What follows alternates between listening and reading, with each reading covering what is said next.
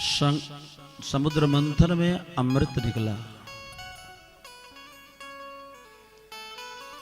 वो अमृत जिसमें देवताओं का और दैत्यों का युद्ध हुआ,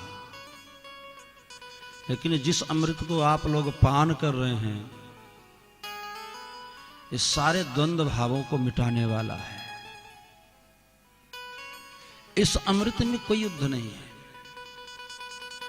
जितना चाहो उतना पियो, और इतने नहीं, जितना डूबते जाओगे उतना ही आनंद आता है इसमें। ये ऐसा अमृत है। अमृत पान करने के बाद भी देवता दैत्य से पराजित हुए, यत्र तत्र भ्रमण करने लगे। अदिति ने कश्यप जी से कहने लगी कि मेरे पुत्र इस समय जंगल जंगल घूम रहे हैं, उनका राज्य छिन गया है। मैं चाहती हूं कि ऐसा कोई पुत्र हो जो मेरे पुत्रों का खोया हुआ राज मुझे दिला दे, लेकिन किसी का युद्ध ना हो, कोई मारा ना जाए बिना युद्ध के, और मेरे पुत्रों को राज्य मिल जाए। फिर कश्यप जी ने कहा कि देवी तुम एक व्रत करो जिसका नाम है पयो व्रत। केवल दूध पी करके व्रत करो। आदित्य ने उस व्रत को किया। भगवान नारायण स्वयं प्रकट हुए और मां से आदित्य से कहा कि मैया तुम्हारे घर में बालक बनकर आऊंगा। देवताओं ने भी भगवान की बड़ी आराधना किया, तो देवताओं को भी भगवान नारायण ने कहा कि तुम्हारे कहने पर तो नहीं, पर मैंने मैया को वचन दिया है, मैं जरूर अवतार लूंगा और आप लोगों का दुख दूर करूंगा। भाद्रपद मास शुक्ल द्वादशी के दिन मेरे गोविंद ने वामन रूप धारण किया है। बोलिए वामन भगवान की। ऐसे वामन भगवान को देख करके अदिति बहुत प्रसन्न हुई। तम बटुम वामनम दृष्ट्वा मोदमाना महर्षयः कर्माणि कारयामाशु पुरस्कृत्य प्रजापतिम्। वामन भगवान का दिव्य जनेऊ संस्कार हुआ। बृहस्पति जी ने उनको जनेऊ पहनाया। वामन जी ने सबसे भिक्षा मांग करके लाए, बृहस्पति जी को दिया। तो बृहस्पति जी कहने लगे इतने से मेरा काम नहीं चलता, अगर देना चाहते हो तो तीनों लोक की संपदा मुझे दे दो। वामन जी कहने लगे महाराज मांगने से कौन देगा? तो कहा बलि इस समय तीनों लोकों का राजा है, वह यज्ञ कर रहा है, उसके यज्ञ में जाइए। वामन भगवान बलि के यज्ञ की ओर जाते हैं। एक हाथ में कमंडलू है, एक हाथ में माला है, और काख में अपने बैठने के लिए आसन ले रखे हैं, छतरी ले रखे हैं। इतनी संपत्ति है उनके पास। बलि के यज्ञ की ओर जाते हैं। बलि ने भगवान को दूर से ही देखा, मन में उसके प्रसन्नता हुई, मेरा हित करने के लिए आ रहा है। जिसको देखने से, शिवपुराण में है कि जिसको देखने से मन प्रसन्न हो जाए, ये मानो वो आपका हित करेगा। जिसको देखने से आपकी आंखें लाल हो जाए, आपके मन में सहसा उद्विग्नता आ जाए, ये मानो कभी हित करने वाला नहीं, कोई ना कोई अनिष्ट करने के लिए आया है। वामन को देख करके बलि के मन में एक प्रेम आया, कितना सुंदर है। बलि महाराज के यज्ञ में वामन जी आए। बलि ने वामन का पूजन किया, और पूजन करने के बाद बलि वामन से कहते हैं कि यद बटो वांछसि तत्प्रतीक्ष में त्वमर्थिनम प्रिय सुतान तर्क में। आपके मन में जो इच्छा हो वो आप मुझसे मांगिए।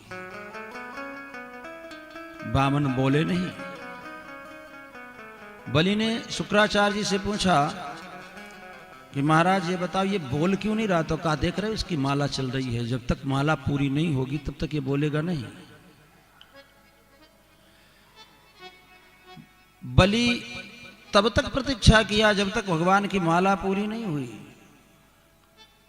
बलि ने कहा अगर कहो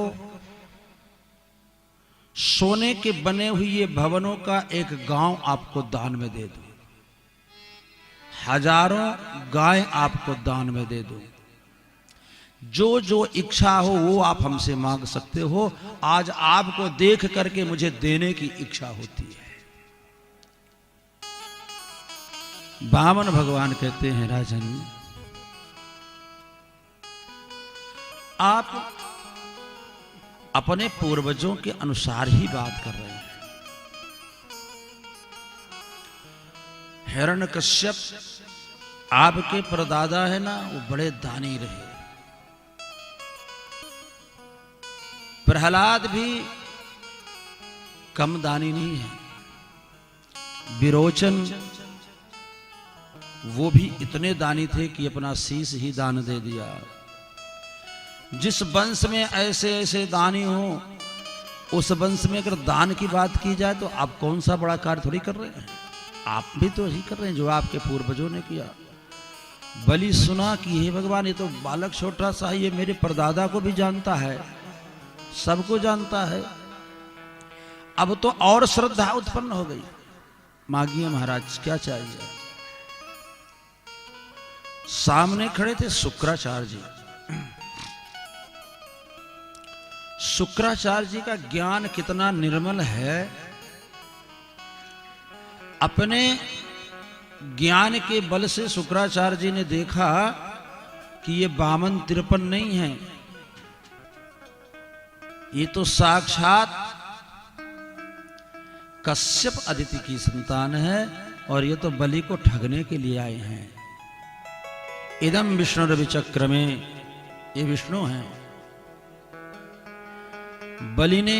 बलि से शुक्राचार्य जी कहते हैं कि आप मना कर दो कि हम कुछ नहीं देना चाहते हैं। बलि ने पूछा कि क्यों मना कर दूं? अगर ये मांगेंगे तो तुमसे सब कुछ ले लेंगे। बलि ने कहा कि गुरुदेव मैंने सुना है कि गुरु अच्छे मार्ग में ले जाता है शिष्य को, और आज आप मुझको रास्ते से क्यों अलग कर रहे हैं?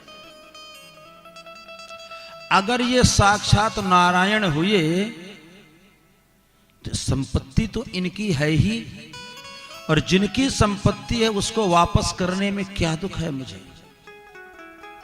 संसार में मेरा नाम हो जाएगा कि बलि भगवान से सारा संसार मांगता है, पर बलि के द्वार पर भगवान मांगने गए थे। और अगर ये भगवान नहीं हुए तो इनके मांगने से क्या होता? कितना मांगेंगे, ले लेंगे, तब भी मुझे कोई हानि नहीं है। शुक्राचार्य जी ने कहा कि कुछ जगह झूठ बोलने से पाप नहीं लगता है, झूठ बोलो। स्त्री नर्म विवाहेषु वृत्त्यर्थे प्राण संकटे। किसी कन्या का विवाह हो रहा हो उसमें आप झूठ बोलोगे तो कोई पाप नहीं लगेगा। कन्या पक्ष से, वर पक्ष से नहीं लिखा है। वर पक्ष से झूठ बोलना पाप है, लेकिन किसी कन्या पक्ष से थोड़ी झूठ बोल दो और आपके झूठ बोलने से उस कन्या का विवाह अच्छे घर में हो जाए, उसमें किसी का पाप नहीं, कोई पाप नहीं है, पुण्य है। पत्नियों को अपनी अपनी पत्नी से कोई भी बात छिपाने से, जो बात प्रकट करने योग्य न हो वो बात छुपाने से कोई पाप नहीं लगता है। आपके कुछ बोलने से किसी की रोजी रोटी बन जाती है, उसमें पाप नहीं लगता है। किसी का प्राण संकट में हो, आपके झूठ से उसके प्राण बचते हैं, वहां झूठ बोलने से कोई पाप नहीं लगता है। शुक्राचार्य जी कहते हैं, रे बलि इतना बड़ा मत बनो, एस विरोचनो साक्षात भगवान विष्णुरभ्यः, ये साक्षात भगवान नारायण हैं। कश्यपादिते जात देवानाम कार्य साधकः, ये देवताओं का कार्य सिद्ध करने के लिए आपके यहाँ आए हैं। बलि ने कहा, तब तो गुरुदेव मैं जरूर दान दूंगा। भगवान कहते हैं, बलि देना है तो दे दो या मना कर दो। बलि ने कहा, महाराज मांगो तो, कहा ऐसे नहीं, तुम पहले 3 बार कहो कि मैं दान दूंगा। बलि ने 3 बार कहा, शुक्राचार्य जी ने फिर मना किया। कोई साधारण नहीं लग रहा है, छोटा सा बालक 3 बार वचन ले रहा है। शुक्राचार्य जी ने कहा, अगर बलि तुमने दे दिया तो श्रीहीन हो जाओगे, लक्ष्मी तुम्हारे पास नहीं रहेगी। कहा कोई बात नहीं। फिर भी शिष्य का कितना बड़ा मोह। बलि ने कहा कि महाराज मांगो, क्या चाहिए? तो कहा कुछ नहीं चाहिए, मुझे केवल 3 पग पृथ्वी चाहिए। बलि बहुत हंसा। धन्य त्रैलोक के स्वामी से मांगने आए, वो भी 3 पग पृथ्वी। भगवान ने कहा मुझे 3 ही चाहिए, 3 से मैं 3.25 नहीं लूंगा, 3.25 भी नहीं लूंगा। बलि ने कहा 3 की क्या बात, एक तो वैसे भी छोटे आप, फिर बलि से मांगे वो भी 3 पग पृथ्वी, जहां चाहो वहां नाप लो। भगवान ने कहा हम ऐसे दान नहीं लेते, दान लेते हैं बिना संकल्प के, हमारा दान लेना अच्छा नहीं लगता है, पहले संकल्प करो। बलि संकल्प करने लगे तो शंख से जल डालने लगे, तो शुक्राचार्य जी से फिर भी नहीं रहा गया, तो शंख की नाल में जाकर के बैठ गए। भगवान ने कहा बलि ये तुम्हारा शंख बहुत पुराना है, लगता है इसमें कचड़ा है। तो अपने ही कुशासन से एक नोक से उस कचड़े को साफ क्या किया, शुक्राचार्य जी की एक आंख फोड़ दिया। वास्तविक बात यह है कि भगवान किसी की आंख नहीं फोड़ते हैं, न तो शुक्राचार्य की फोड़े और न जयंत की फोड़े। भगवान ने एक आंख दे दिया। जयंत भी अंधा था और शुक्राचार्य जी भी अंधे थे। साक्षात भगवान दोनों के सामने है, और भगवान को प्राप्त करने के बाद भी उनको भगवान नहीं दिखाई देते, इसलिए अंधे हैं। शुक्राचार्य जी अंधे इसलिए भी हैं कि तुम हो गुरु, और गुरु में द्वैत भाव नहीं होना चाहिए कि ये मेरा शिष्य है, ये उसका शिष्य है। गुरु सबके लिए एक हो। आपके अंदर द्वैत भाव है, ये देवता है, ये दानव है, ये गुरु के अंदर नहीं होना चाहिए। इसलिए भगवान ने एक आंख फोड़ करके शुक्राचार्य जी को ये बताया कि शुक्राचार्य जी सारे संसार को आप एक आंख से देखो, सबको एक भाव से देखो। गुरु बनना सहज नहीं है, मंत्र देना सहज है, लेकिन गुरु वो है जो शिष्य का कल्याण करे, और शिष्य वो है कि गुरु के वाक्य को माने। इस प्रकार से एक आंख शुक्राचार्य जी की समाप्त कर दिया। बलि ने संकल्प पूर्वक 3 पग पृथ्वी दान किया। भगवान ने कहा कि बलि दान तो दिए हो, पर दान देना नहीं जानते हो। जो दान देता है वो विनम्र होकर के देता है। यजमान को विनम्र होना चाहिए, पहले प्रणाम करो। बलि ने प्रणाम किया, उसी समय भगवान ने विराट रूप धारण किया। बोले विराट भगवान की जय। अब भगवान विराट रूप लिए। उसी समय जामवंत जी ने भगवान की 7 परिक्रमा किया। उभय घरी महादीनी 7 प्रदक्षिण जाए। 7 परिक्रमा किया। भगवान का चरण ब्रह्मलोक में गया तो ब्रह्मा जी ने भगवान के चरण को धोकर के अपने कमंडलू में धर लिया, वही गंगा बनी। बलि के सामने भगवान विराट तपलोक और सत्यलोक सारे लोकों को नाप लिया, और एक लोक में भगवान ने पृथ्वी के नीचे अतल, बितल, सुतल, तलातल, रसातल, महातल और पाताल, इन 7 लोकों को नीचे नाप लिया। और भगवान ने अपने वाहन गरुड़ को आदेश दिया तो बलि को बांध करके भगवान के सामने डाल दिया। अब बोलो, तुम्हारे पास क्या है दान देने के लिए? मैंने तो सब कुछ नाप लिया, अब कुछ है शेष? तुमको नरक जाना पड़ेगा, तुम्हारा वचन पूरा नहीं हुआ। बलि ने कहा कि प्रभु नरक की बात मत करो, मुझे नरक जाने से कोई भय नहीं है। आपने मुझे बांध करके डाल दिया, इसकी मुझे कोई शर्म भी नहीं है, लेकिन दुख इस बात का है कि मैंने एक ब्राह्मण को वचन दिया और वह वचन पूरा नहीं कर पाया, इस बात का मुझे दुख है। ब्राह्मण को दिया हुआ वचन पूरा नहीं कर पाया। बलि की पत्नी आई, विंध्यावली, भगवान को प्रणाम किया, और प्रणाम करने के बाद कहते हैं कि प्रभु ये आपकी क्रीड़ा है, ये आपका खेल है,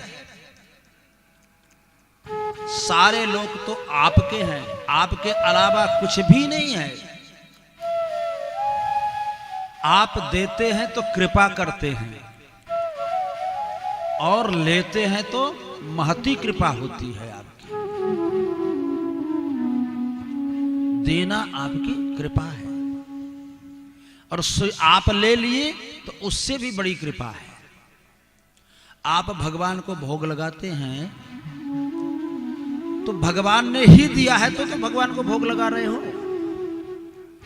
और भगवान का दिया हुआ भगवान को समर्पित करते हो। और अगर भगवान प्रत्यक्ष प्रकट होकर के उस भोग को स्वयं पाने लगे तो आपको कितना आनंद होगा।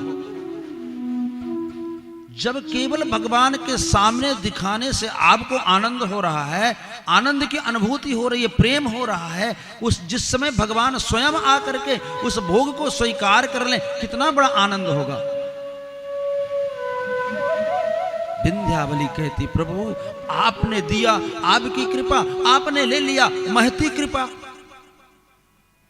पर एक बात मैं आपसे पूछना चाहती हूं, धन बड़ा होता है कि धन का स्वामी बड़ा होता है?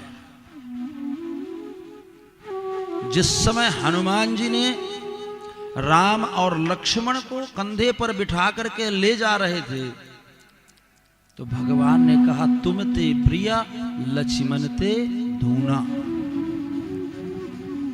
लक्ष्मण जी को कैसा लगा होगा कि अभी ये हनुमान जी 2 घंटे पहले मिले और अभी भगवान कहते तुम लक्ष्मण से ज्यादा मुझे प्रिय हो।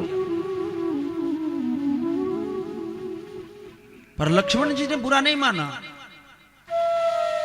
भगवान इसलिए कहते हैं कि लक्ष्मण शेषा अवतार है और आप शिव जी हो।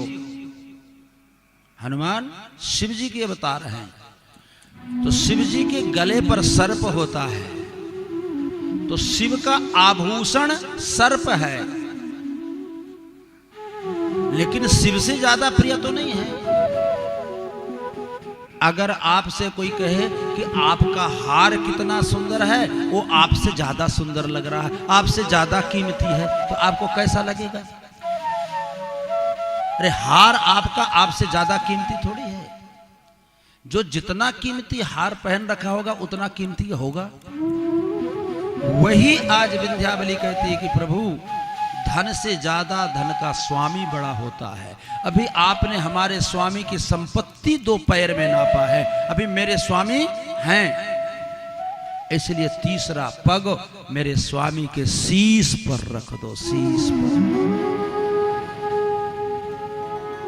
भगवान ने बलि के मस्तक पर तीसरा पैर तो रखा, लेकिन भगवान के अश्रु आ गए। धन है बलि, आया तो था मैंने तेरे को ठगने के लिए, लेकिन आज तेरे द्वार पर मैं ही ठगा गया। मां जानकी जैसी सुंदर कन्या का दान किया था जनक जी ने, भगवान ने सीधे पांव का केवल अंगूठा धुलाया था। लेकिन केवट न जब कहता है कि प्रभु मैं आपका पांव धोऊंगा, तो अब सोचो कि कितना भाग्यशाली केवट रहा होगा। और आज बलि कितना भाग्यशाली है कि जो लोग चाहते हैं कि हमें केवल भगवान के चरण रज मिल जाए, भगवान का चरण मिल जाए, आज वही भगवान का चरण बलि के माथे पर है। धन है बलि, तेरे भाग्य की क्या सराहना की जाए। तुझसे बड़ा दानी और तुझसे बड़ा माने और तुझसे बड़ा भाग्यशाली संसार में कोई नहीं है। प्रहलाद भी आए, प्रभु ये आपकी माया है, आपकी माया है जिसको हम अपना मान रखे हैं, यहां कोई किसी का नहीं है।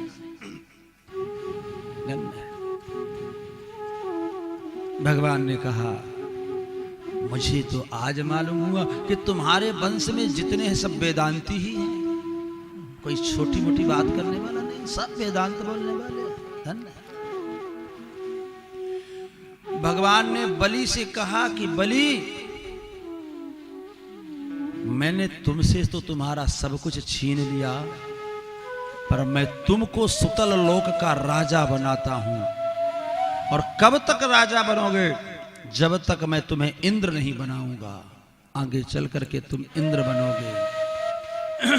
बलि ने कहा प्रभु मैंने मांगा है आपसे। भगवान कहते हैं मांगने की जरूरत नहीं है, तुमने जो किया है मुझे देना पड़ेगा। बलि ने कहा नहीं प्रभु मैं मांगता हूं आपसे, एक वस्तु मुझे चाहिए। जिस राज्य का आप मुझे राजा बना रहे हैं ना, मेरी इच्छा है कि मैं अपने भवन में प्रवेश करूं तो आपका दर्शन करूं, और भवन से बाहर निकलूं तो आपका दर्शन हो। भगवान ने कहा सीधे सीधे कह दो कि अब तुम मेरे नगर के चपरासी बन जाओ, द्वारपाल बन जाओ। बलि ने कहा प्रभु ऐसा नहीं है, ये श्वास जब अंदर जाए ना तो भगवान का नाम लेकर के जाए, निकले तो भगवान का नाम लेकर के निकले, ना जाने इस श्वास को आवन होए न होए। अंदर जब जाए, मैं भवन में प्रवेश करूं, भवन से बाहर आऊं, आपका दर्शन हो। भगवान ने स्वीकार किया। नारद जी पहुंचे जाकर के लक्ष्मी जी के पास, और लक्ष्मी जी से पूछा माते आजकल नारायण दिखाई नहीं देते। लक्ष्मी जी ने कहा मुझे भी नहीं, बहुत दिनों से मिले हैं, मालूम नहीं कहां चले गए। आपको बता के नहीं गए? कहा नहीं तो। कहा वो विदेश में जाकर के सिक्योरिटी गार्ड की नौकरी कर लिया है। क्या? अरे हाँ माते सिक्योरिटी गार्ड की नौकरी कर रहे हैं। कहां? सुतल लोक में, बलि के यहाँ। फिर बलि के यहाँ लक्ष्मी जी बहन बन करके गई, राखी बांधी। जब बलि के हाथ में राखी बांधने लगी तो आंखों से अश्रु गिर गए। बलि ने कहा बहन रो रही हो, कोई कष्ट है? कहा कष्ट तो बहुत है, ये जो तुम्हारा चौकीदार है ना, इसे मुझे दे दो, ये मेरा पति है। बलि ने कहा ले जाओ, पर भगवान ने कहा कि एक रूप से मैं यहीं रहूंगा और एक रूप से मैं अपने धाम में रहूंगा। तब से भगवान एक रूप में रहने लगे। इसलिए मेरा कहना यह है कि अगर कुछ चाहिए, मांगना है तो भगवान को ही मांगे।